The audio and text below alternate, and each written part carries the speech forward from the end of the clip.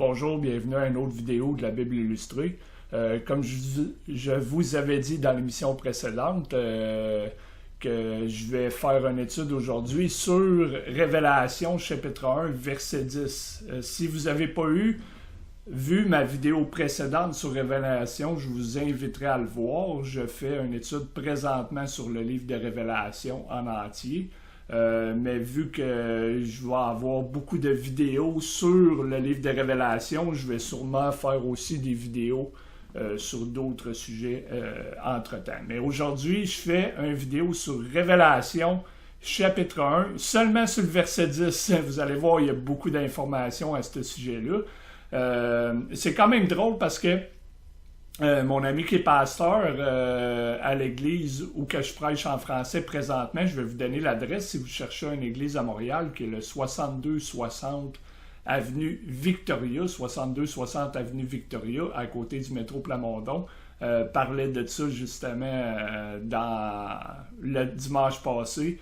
Et c'était intéressant parce que je savais que j'allais faire justement une étude là-dessus sur ce sujet-là. Fait que je vais commencer sans plus tarder. Révélation, chapitre 1, verset 10. « J'étais en l'esprit le jour du Seigneur et j'entendis derrière moi une grande voix comme celle d'une trompette. » Vous allez voir que souvent dans la parole de Dieu, c'est pas la première fois que ça se produit. La voix de quelqu'un est comparée à une trompette. Donc, ce que je vais vous démontrer dans cette vidéo-là, c'est que quand il y a une trompette spécifiquement parlant qui va sonner, c'est parfois la voix de Dieu. C'est parfois la voix de Dieu et c'est ce qu'on va voir dans cette étude-là. Révélation chapitre 1, verset 10 nous le dit déjà, si vous ne me croyez pas. Ça dit « J'entendis derrière moi une grande voix, comme celle d'une trompette. » Donc la voix sonnait comme une trompette dans Révélation chapitre 1, verset 10. Donc, quand il y a certaines trompettes qui sonnent, on entend le son de la trompette, mais c'est la voix de Dieu. Ou des fois, ça peut être la voix d'un ange. Mais dans ce verset-là, on voit seulement qu'il y a une grande voix, puis c'est celle de la trompette. Dans 1 Corinthiens, chapitre 15, verset 52, la parole de Dieu dit « Au dernier son de la trompette, car la trompette sonnera. » Okay? Ça dit « au dernier son », pas à la dernière trompette. Pourquoi que j'explique ça? C'est très important, je l'ai expliqué dans la vidéo précédente, c'est que il y a certaines versions de Bible en français qui vont dire « à la dernière trompette » et c'est une mauvaise traduction et je vais vous en donner la preuve avec les versets suivants parce que si 1 Corinthiens chapitre 15 verset 52 qui est un verset en rapport en l'enlèvement, si ça se traduit par la dernière trompette, ça veut dire que l'enlèvement de l'Église se produirait à la 7e trompette, qui est la dernière trompette durant la tribulation. Ça voudrait dire qu'on sera enlevé, l'Église sera enlevée durant la tribulation. Et c'est pas le cas parce que le verset dit dans les Bibles plus anciennes que c'est au dernier son de la trompette quand que la trompette va sonner. Donc c'est une trompette qui est différente de la 7e trompette du livre de Révélation. Et cette trompette-là, lorsqu'elle va sonner, vous allez voir, c'est la voix de quelqu'un, probablement. C'est la voix de quelqu'un et c'est ce qu'on va voir dans cette étude-là. Donc, oui, c'est vrai, il y a un enlèvement avant la tribulation et il y aura probablement un autre enlèvement durant la tribulation, mais je ne vais pas en parler dans cette vidéo-là. Je vais en parler probablement dans d'autres vidéos prochainement. Donc, dans Apocalypse chapitre 11, verset 15, ça dit « Le 7e ange sonna de la trompette, et il y avait de grandes voix dans le ciel disant « Le royaume de ce monde sont devenus les royaumes de notre Seigneur et de son Christ. Il régna au siècle des siècles. » Donc, c'est ce que je suis en train de vous montrer. Le 7e ange va sonner la 7e trompette. Et cette trompette-là, c'est pas la même trompette qu'un Corinthiens chapitre 15. C'est pas la même. Parce que dans 1 Corinthiens chapitre 15, c'est au son de la trompette et non à la dernière trompette. Donc, si vous avez une version en français qui dit dans 1 Corinthiens chapitre 15, à la dernière trompette, c'est définitivement une erreur. Cette trompette est appelée le son de Dieu ou en anglais The Trump of God. Okay? Dans 1 Thessaloniciens chapitre 4, verset 16, c'est la trompette d'un ange spécifiquement, okay? qui est appelé, j'ai fait la relation avec Apocalypse chapitre 11, verset 15, mais oubliez ce verset-là. Retenez plus que c'est le son de Dieu, Oubliez la deuxième partie que j'ai écrite ici. Donc, dans 1 Thessaloniciens chapitre 15, 4, verset 16, c'est au son de Dieu. Donc, l'enlèvement est relié avec le son d'une trompette, selon ce que 1 Corinthiens chapitre 15 nous déclare. Et dans 1 Thessaloniciens chapitre 4, verset 16, ça nous apporte un peu plus de précision et ça nous dit non seulement c'est le son d'une trompette, mais c'est aussi le son de Dieu, Donc, l'Église va être enlevée directement par la voix de Dieu qui sonne comme une trompette. Et vous allez voir ça, c'est super intéressant. Dans Zacharie, chapitre 9, verset 14, « Le Seigneur sera vu au-dessus d'eux, et sa flèche sortira comme l'éclair, et le Seigneur Dieu sonnera de la trompette et ira avec les tourbillons du sud. » Donc, ce verset-là nous démontre qu'il y a d'autres versets qui montrent que Dieu sonne de la trompette. Non seulement il sonne de la trompette, mais sa voix sonne comme une trompette et on va voir ça prochainement. Donc, nous pouvons savoir d'après la Bible qu'en ce qui concerne le ciel, un son peut s'étendre sur une longue période terrestre. Dans Révélation, chapitre 10, verset 7. Pourquoi je dis ça? Parce que souvent, lorsque les gens vont lire l'histoire des 7 trompettes, ils vont s'imaginer que l'ange sonne et qu'après c'est fini. Mais on peut voir, selon Révélation, chapitre 10, verset 7, que lorsque la trompette sonnera, que ce son-là s'étend sur plusieurs jours. Mais au jour de la voix du 7e ange, encore une fois, voyez-vous, ça dit au jour de la voix du 7e ange, quand il sonnera de la trompette. Donc la voix est encore une fois en relation avec le son d'une trompette. Donc ça se peut, c'est probable, selon mon opinion, que c'est la voix d'un ange qui sonne pendant plusieurs jours. Le mystère de Dieu s'accomplira comme il l'a annoncé à ses prophètes. Donc, jour pluriel. Donc, l'ange va sonner sur plusieurs jours. Dans 1 Corinthiens, chapitre 15, verset 52, j'y reviens parce que je voulais le mettre en parallèle avec 1 Thessaloniciens, chapitre 4, verset 16. Au dernier son de la trompette, car la trompette sonnera. Donc, à l'enlèvement, la trompette va sonner et c'est au dernier son de la trompette que l'enlèvement va se produire. Donc, ça se peut encore une fois que ce son-là dure sur quand même une longue période. Et lorsque ça va être la fin de cette période-là, la fin de ce son-là, disons que le son dure pendant 1 heure, je ne sais pas combien de temps ça va durer. Donc, à la fin de cette heure-là, l'enlèvement va se produire. Mais non seulement ça va se produire au son de la trompette, mais on voit que dans 1 Thessaloniciens chapitre 4, verset 16, quand le Seigneur lui-même descendra du ciel avec un cri, avec la voix de l'archange et avec le son de Dieu. Donc, c'est au son de Dieu qui sonne comme une trompette qu'on va être enlevé. Je l'ai écrit encore une fois ici. D'abord, je vais vous montrer que c'est la voix de la bouche de Dieu, pas une véritable trompette qui effectue l'enlèvement. Puis, je vais vous montrer que cette voix sonne comme le son d'une trompette. Donc, j'ai écrit pas véritablement comme une trompette, ça on ne sait pas. On sait juste que, pour sûr et certain, que c'est la voix de Dieu et que la voix de Dieu sonne comme une trompette. La voix de Dieu, ce qui est intéressant, c'est qu'elle est nommée 7 fois dans Psaume, chapitre 29, comme les 7 tonnerres de Révélation, chapitre 10, verset 3. Et pourquoi je mentionne les 7 tonnerres? Car on va voir que dans certains versets, le tonnerre est en relation avec la voix de Dieu. Donc, vous croyez que la Bible, c'est juste symbolique, hein? Mais je peux vous garantir que, comme mon ami pasteur disait dimanche passé, quand que le tonnerre sonne, il se passe des choses spirituellement parlant. Et c'est probablement la voix de Dieu qui sonne, la voix de Dieu qui sonne. Donc, dans Psaume chapitre 29, on va le voir, vous retrouvez cette fois l'expression la voix. La voix du Seigneur est sur les eaux. Le Dieu de gloire tonne.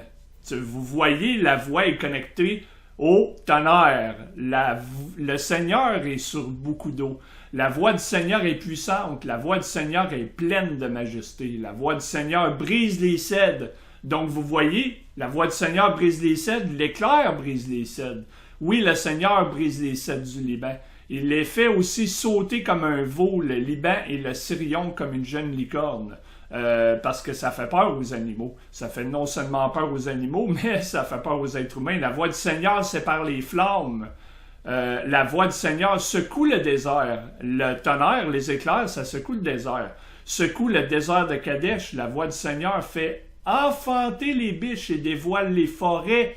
Et dans son temple, chacun parle de sa gloire. Donc la voix est mentionnée 7 fois en relation avec le tonnerre comme révélation, chapitre 10, verset 3, où qu'on voit qu'il y a 7... où qu'on voit dans ce verset-là qu'il y a 7 tonnerres. C'est quand même intéressant. Maintenant, on va regarder Job chapitre 37, verset 2. C'est là-dessus que mon ami prêchait dimanche passé, avant que je prépare que j'enregistre mon étude aujourd'hui, mais je savais que j'allais enregistrer ma vidéo sur Révélation chapitre 1, verset 10. On voit dans Job chapitre 37 que c'est une parabole. Ok, vous lirez les chapitres précédents de Job qui mentionnent que Job c'est une parabole. Et pourquoi je dis ça? Parce que dans une parabole, il y a souvent des vérités spirituelles qui sont cachées. Donc, pour découvrir ces vérités spirituelles-là, il faut approfondir la parole de Dieu et l'analyser un peu plus en profondeur. Et lorsque vous étudiez Job chapitre 37, versets 2 à 4, vous allez voir que on va lire, écouter attentivement le bruit de sa voix, le bruit de la voix de Dieu et le son qui sort de sa bouche. Il le dirige sous le ciel entier et son éclair jusqu'aux extrémités de la terre. Puis une voix rugit, il tonne de la voix de son excellence, il ne retient pas quand sa voix est entendue. Donc la voix de Dieu, encore une fois, est en relation avec l'éclair et le tonnerre. Encore, j'ai marqué verset 4, mais c'est Job 37, verset 4 que je reprends de nouveau. Puis une voix rugit, il tonne de la voix de son excellence, il ne les retient pas quand sa voix est entendue. Donc, le son est associé à la voix. Le son est associé à la voix. Et ce qui est intéressant, c'est ceci.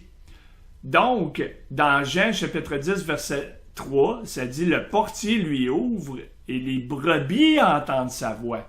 Il appelle ses propres brebis par leur nom et les fait sortir. » Donc, ce verset-là, oui, il y a une application littérale que ceux qui sont sauvés entendent la voix de Christ sur terre, mais je peux vous garantir qu'il y a une application aussi à l'enlèvement, ok, les brebis, ceux qui sont sauvés, vont entendre la voix de Dieu, il va les appeler par leur nom, et nous allons sortir, nous allons être enlevés à la rencontre du Seigneur Jésus-Christ. Comme on a vu dans 1 Thessaloniciens, chapitre 4, verset 16, au son de Dieu.